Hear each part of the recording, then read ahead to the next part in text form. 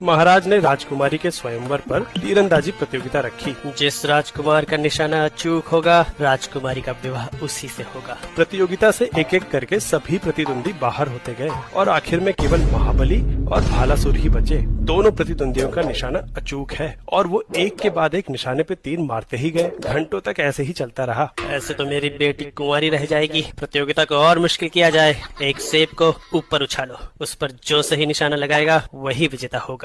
भालासुर सोच में पड़ गया। स्थिर लक्ष्य पे निशाना लगाना तो आसान है, लेकिन उछलते गिरते हुए सेब पर निशाना कैसे लगाया जाए? जब सेब ऊपर उछल के टॉप पे पहुंचेगा तो वो थोड़ी देर के लिए रुक जाएगा। तभी मैं सेब के थोड़ा सा नीचे निशाना लगा के तीर छोड़ दूंगा, ताकि जब तक सेब नीचे गिरे तब तक मेरा तीर भी वहां तक पहुंच जाए। हे कमाल की बुद्धि है मेरी। सेब उछाला गया और जैसे ही वो टॉप पोजीशन पे पहुंचा, भालासुर ने उसके थोड़ा नीचे निशाना लगा के तीर छोड़ दिया। पर ये क्या, निशाना तो चूक गया। नहीं, काश अस्त्र शस्त्र के साथ विज्ञान की भी क्लास पे थोड़ा ध्यान दिया होता, जैसे कि महाबली ने दिया। यहाँ केवल एप्पल ही नीचे नहीं गिरेगा, बल्कि धनुष से निकलते ही मेरा तीर भी ग्रेविटी की वजह से नीचे गिरेगा, वो भी प्रोजेक्टाइल मोशन में। जब सेब टॉप पे पहुंचेगा तो एक पल के लिए इसकी वेलोसिटी 0 हो जाएगी। मान लो कि इसी पल धनुर्धर ने सीधा सेब पे निशाना लगा के तीर छोड़ा। अगले ही पल ग्रेविटी की वजह से सेब नीचे गिरना शुरू होगा और तीर भी एक प्रोजेक्टाइल पाथ में आगे जाएगा। जब तक तीर एप्पल की लाइन में आएगा